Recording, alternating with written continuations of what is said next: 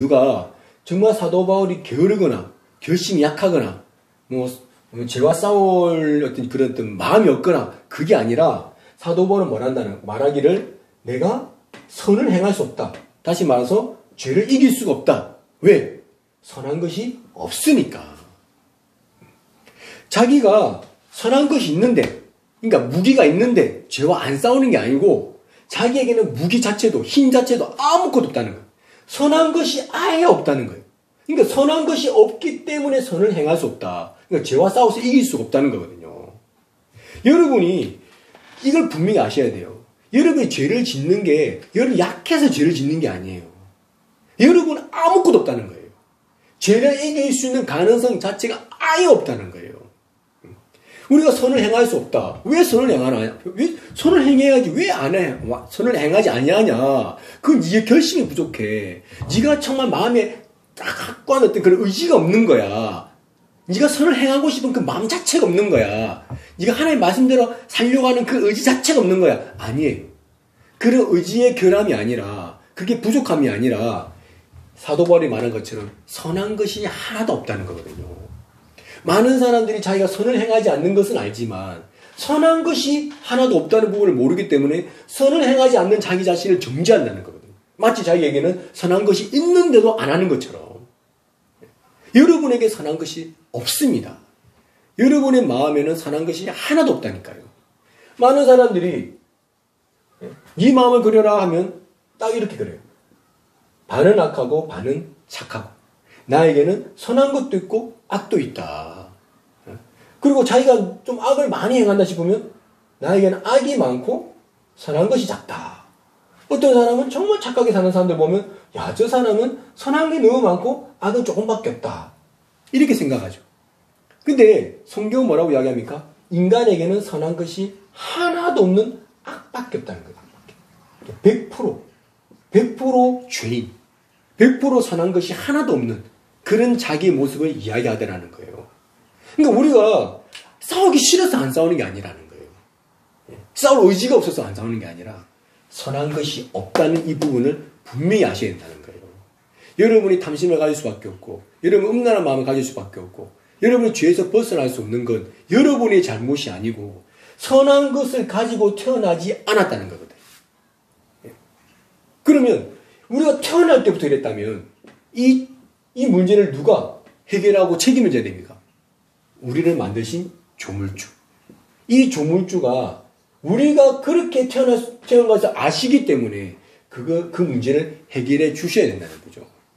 근데 불행히도 이런 우리 자신 모습, 선한 것이 아무것도 없는 이 모습은 조물주는 아는데 우리 피조물을 모른다는 거예요. 그래서 우리가 뭘 해야 되냐면 성경을 읽어야 된다는 거예요. 조물주가 적은 글.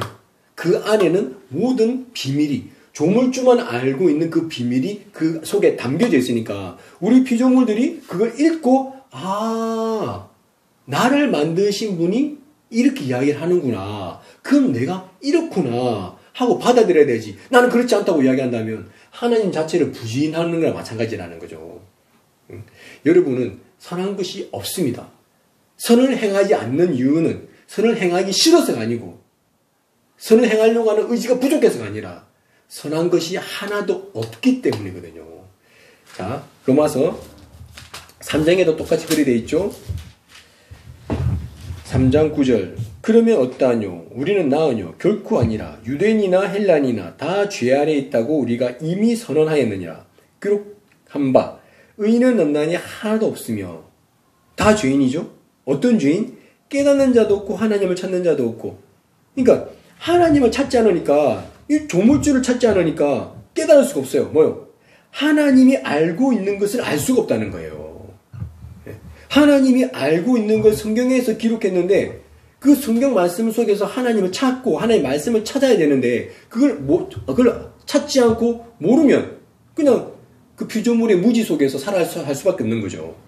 자, 12절. 다 지우쳐 한 가지로 무익하게 되고 선을 행하는 자가 없나니 하나도 없도다. 왜 선을 행하지 않습니까? 선한 것이 없으니까. 여러분 정말 이런 모습을 알아야 된다는 거죠. 이 모습을 가르쳐 주기 위해서 자 19절 우리가 알거니와 무릇 율법이 말하는 바는 율법 아래 있는 자들에게 말하는 것이니 이는 모든 입을 막고 온 세상으로 하나님 심판 아래에 있게 하려 함이니라. 자, 이런 우리 자신의 모습을 가르쳐주기 위해서 하나님 뭘 주셨습니까? 율법을 주셨다는 거죠. 20절. 그러므로 율법의 행위로 그의 앞에 어렵다 하시면 얻을 육체가 없나니 율법으로는 죄를 깨달음이니라. 아, 이 율법을 통해서 사도 바울이 자기가 죄인의 모습을 깨달았다는 거죠. 처음에는 자기가 범죄한 것을 인정을 했고 그 다음에 정말 자기가 죄인의 모습을 깨닫게 되더라는 거죠. 그처럼 여러분이 깨달아야 된다는 겁니다.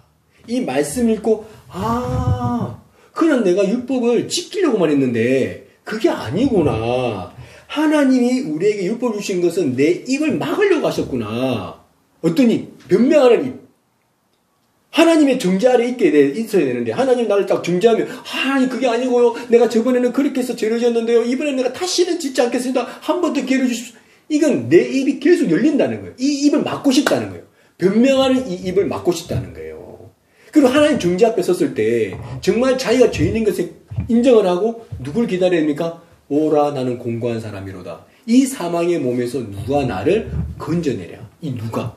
이 구원자를 기다려야 된다는 거거든요. 그러니까 하나님께서 이 방법을 통해서 우리의 마음을 이 구원자에게로 옮기길 원한다는 겁니다. 죄의 문제를 해결할 수 있는 것은 이 복음입니다. 그렇지만 이 복음이 지식이 되지 않고 이론이 되지 않기 위해서 분명히 거쳐야 될 단계가 있는데 그건 바로 이 회개의 단계라는 거죠. 회개. 자, 지금 제가 이제 좀 말씀을 드렸는데 제가 다시 한번 쭉 이제 요약을 해드리겠습니다.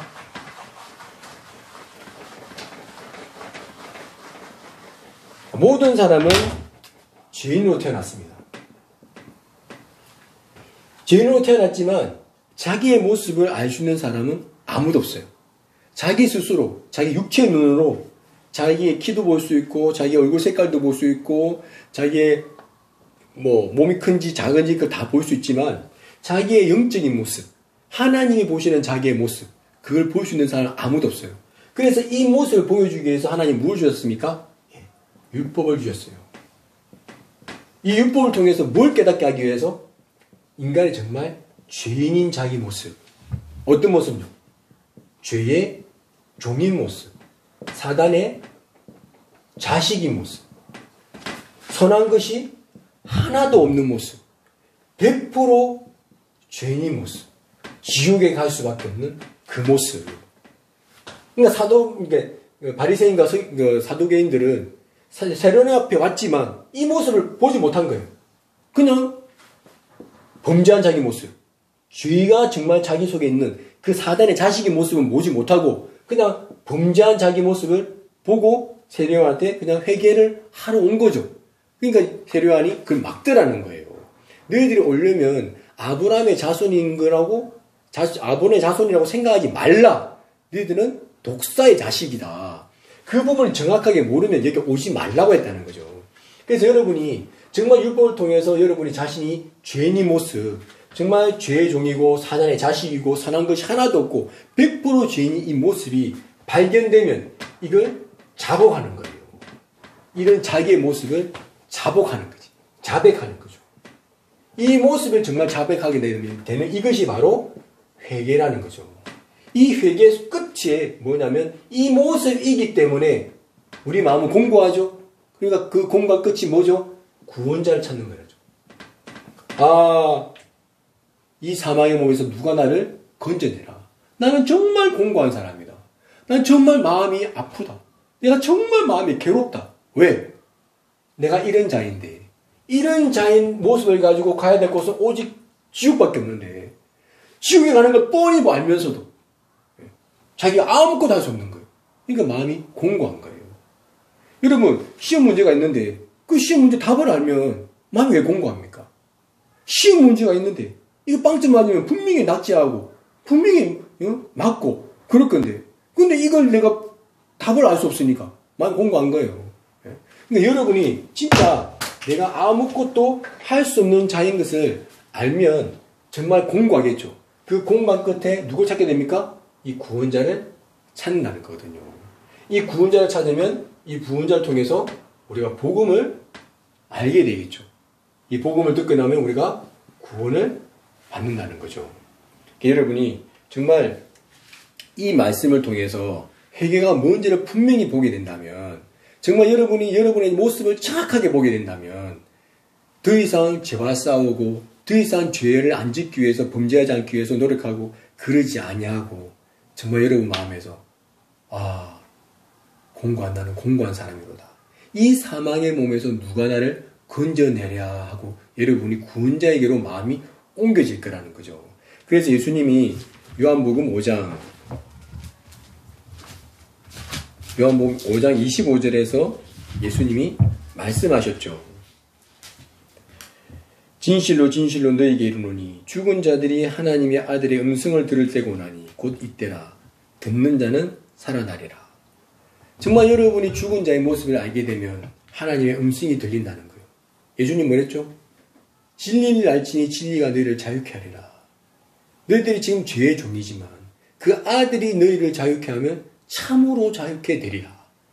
진정 우리가 죄에서 벗어날 수 있는 그 길, 내가 정말 죄에서 자유할 수 있는 100% 자유할 수 있고 완벽하게 자유할 수 있는 그 길은 우리가 그 아들 예수님의 음성을 듣는 그 예수님을 말미암아서 우리가 구원을 받게 될 때 정말 죄에서 자유할 수 있는 거거든요. 근데 그 예수님을 만나기 전에 먼저 우리가 세례요한을 만나야 된다는 거죠. 회개의 세례를 해야 된다는 거죠.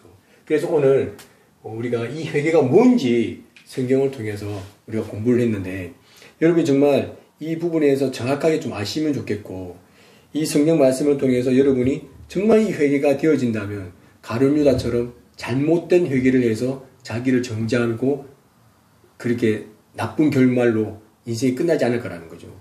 정말 제 마음이 아픈 건 많은 기독교인들이